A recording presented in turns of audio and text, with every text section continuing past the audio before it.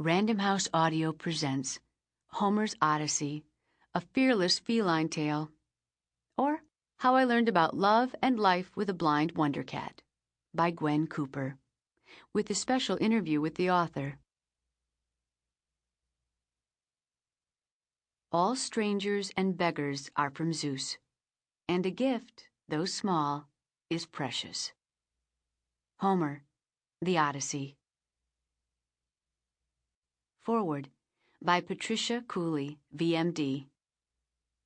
When I first saw the kitten, he was a minuscule bit of black fuzz cupped in a young woman's outstretched hands. No different from any other kitten, it would seem. That is, until he raised his head and emitted an impressive yowl for a creature only 4 inches in length, tip to tail. Tiny though he was, he turned to the sound of my voice. That's when I saw his eyes. This 2-week-old foundling was clearly suffering from a severe infection that would surely take his sight, if not his life. The well-meaning couple who had found him practically begged me to euthanize him immediately. Despite their entreaties, I performed a careful physical examination as the kitten struggled, legs flailing, and mewled vigorously on the stainless steel exam table. Finally, I announced that the kitten seemed perfectly healthy, if you discounted his ocular condition. Would they consider adopting him if I was able to treat his infection? For a long list of reasons, the couple could not provide a home for such a young kitten. They worked, they had a dog, they didn't have the money, and what were the chances that he would ever be able to see again anyway? Oh, none. No chance. I explained that I intended to surgically remove his eyes to save his life. I'm pretty sure that's when I lost them. Shaking their heads in disbelief, they elected to sign him over to my care. His pitiable cries probably pushed their decision along the path of rejection. They were convinced he was suffering terrible pain. After his owners agreed to give him up, he was mine to treat as seemed in his best interests. I still had my doubts, but they were laid to rest once the source of his immediate discomfort was revealed: hunger. A small bowl of cat food mashed with milk replacer stifled his cries. He was peacefully asleep within minutes, sealing my decision to treat his eyes, never mind the blindness to come. After all, I thought, this kitten had never had the benefit of sight. Unlike human babies, cats are born with their eyes sealed to the world for 10 to 13 days. This 2-weeker's relatively long-standing infection had almost certainly prevented any emerging vision. Once treated, he'd be blind without ever missing the sensory capacity for sight. Like many animals, kittens are capable of rerouting their neurologic faculties for successful survival through a process called individual environmental adaptation, my fancy term for, I refuse to put him to sleep. How could I renege on my duty to alleviate suffering if I could maintain a life worth living?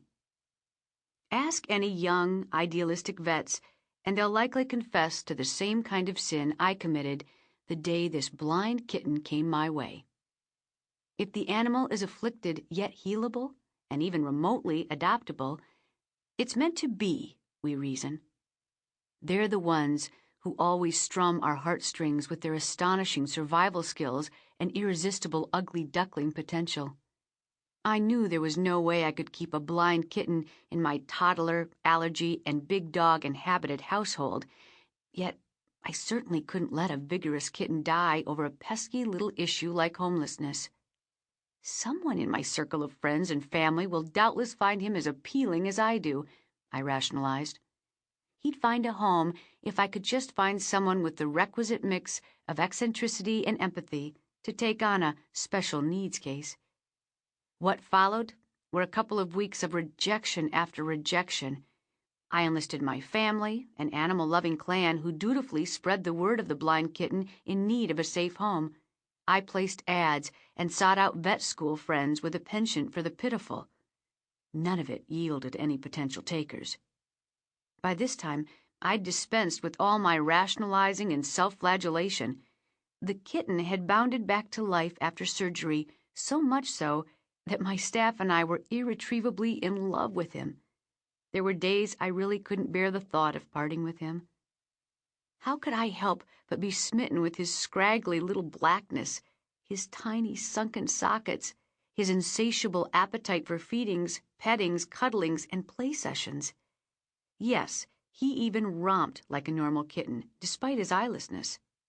In short, he was eminently lovable, at least by all standards except the one with which most humans preoccupied themselves, his appearance. Finally, one young woman with 2 cats of her own who were treated at my practice promised to have a look, but when I finally handed my dark fur ball over to this prospective owner, I felt a twinge of trepidation. Would she look at him with disgust the way others had? Demur, due to an inability to take on such a strange and disabled thing. Instead, she whispered gently to him. She picked him up and held him. He purred in her arms.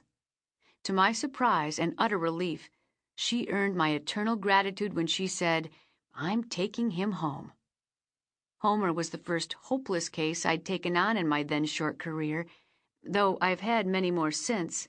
He was the seminal experience, one that ultimately paved the way for so many others.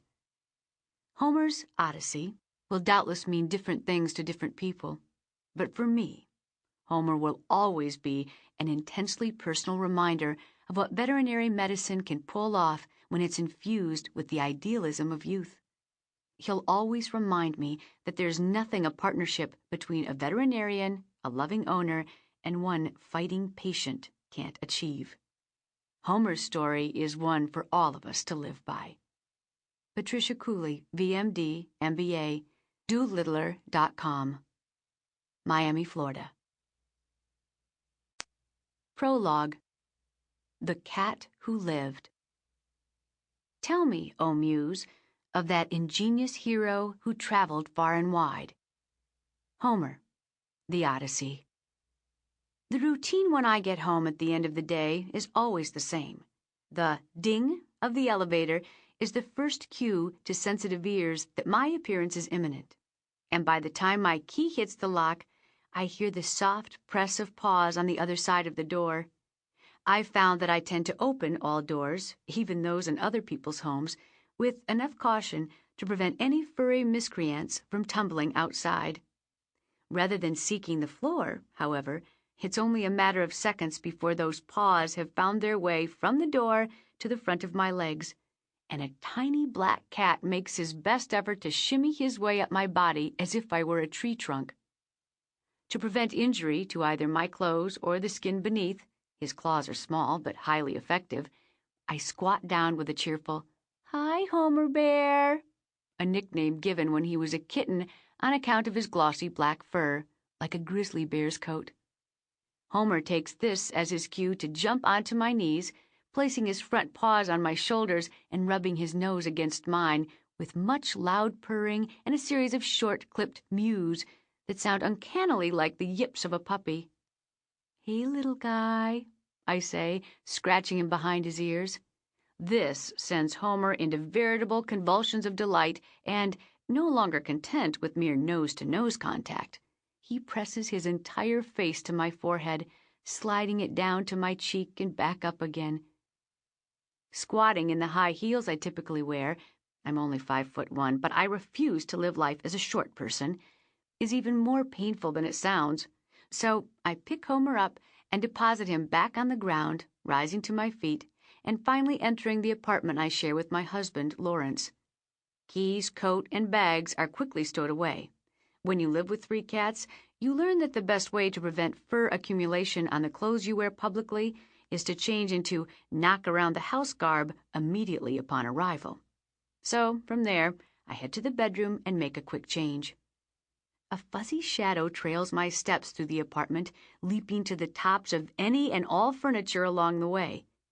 Homer jumps effortlessly from floor to chair, from chair to dining room table, then back to the floor again, like Cubert on speed. As I make my way from the living dining area to the hallway, Homer's up on top of a side table, then hurls himself recklessly to the 3rd shelf of the bookcase diagonally across the hall, perching for a precarious moment until I've passed. Then he's down on the ground once more, zipping along ahead of me, and occasionally, in his Sample complete. Ready to continue?